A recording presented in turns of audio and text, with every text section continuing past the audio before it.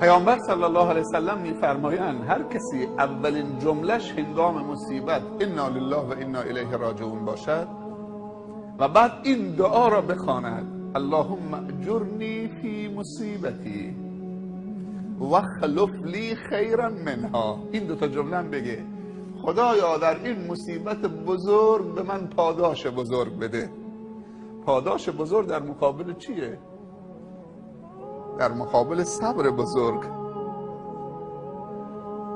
این دو تا جمله هم باید اضافه بکنیم. اللهم اجرنی فی مصیبتی، خدایا به من اجر بده توی مصیبتم، من صبر کردم، هیچی نگفتم، نه یقه پاره کردم، نه مومو پریشون کردم، نه جیغ زدم، نه گریه های با صدای بلند، نه خاک تو سرم ریختم. واخلف لی خیرا منها، و خدایا این چیزی که از من گرفتید بهتر جایگزینش کن.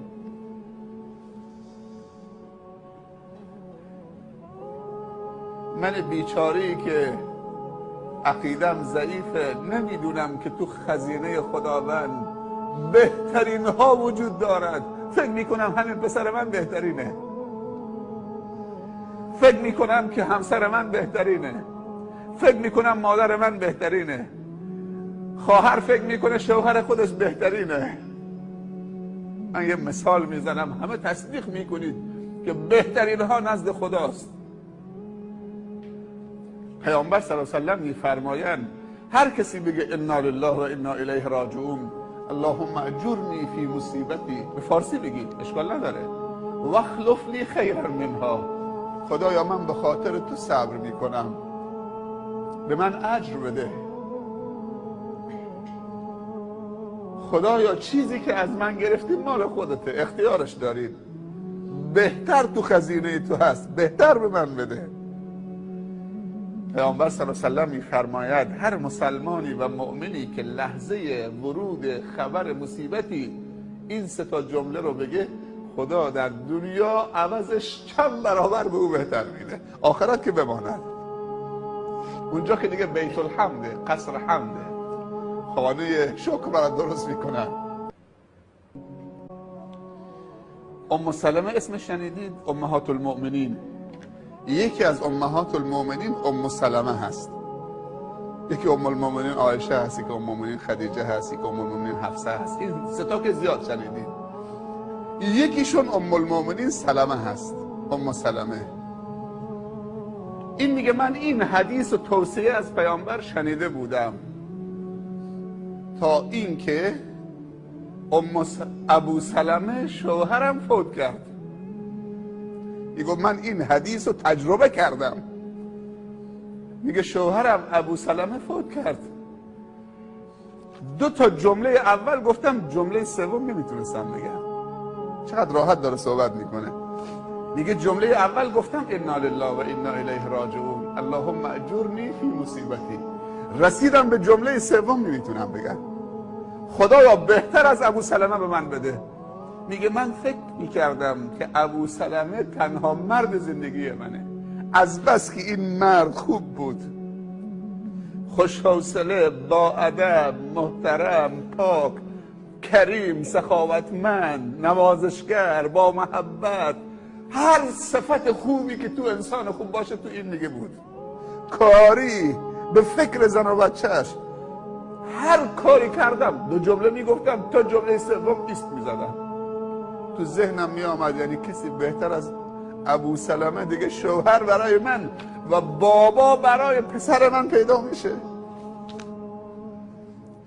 ولی یه لحظه فکر کردم که خیر در اون چیزی که پیامبر صلی الله علیه و سلم گفته. این وسواس شیطانی است. بر خودم پیروز شدم. یک دفعه گفتم، بعد از که این همه کلنجار رفتم با خودم، یک دفعه گفتم که واخلف لی خیرا منها، خدایا بهتر از ابو سلمه به من بده. دیگه راحت شدم. مثل این که یک بار سنگینی رو دلم بود، تا همین که این جمله رو گفتم سبک شدم.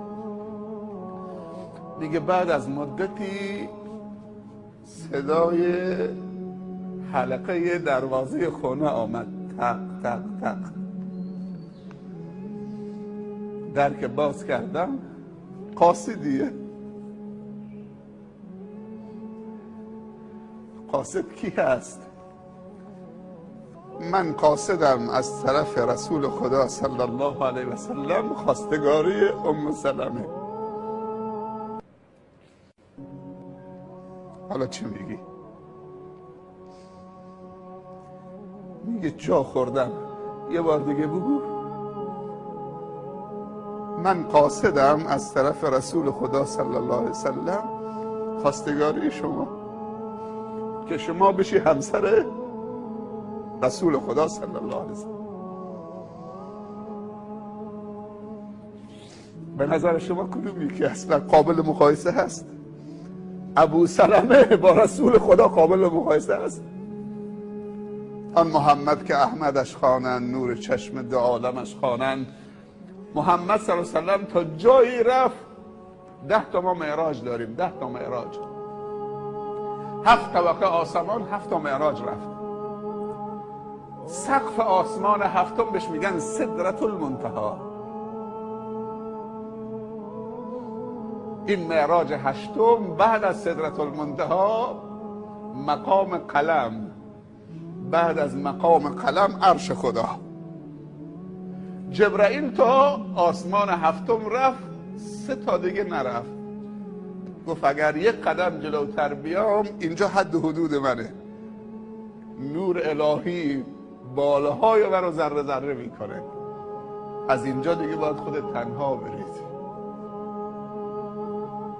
جبرائیل 7 تا معراج رفت، پیامبر صلی الله علیه و سلم 10 تا معراج رفت. حالا پیامبر صلی الله علیه و سلم آمده خواستگاری ام سلمه، همون که با خودش فکر میکرد که بهتر از ابو سلمه است، نمیتونم بگم. و آخر گفت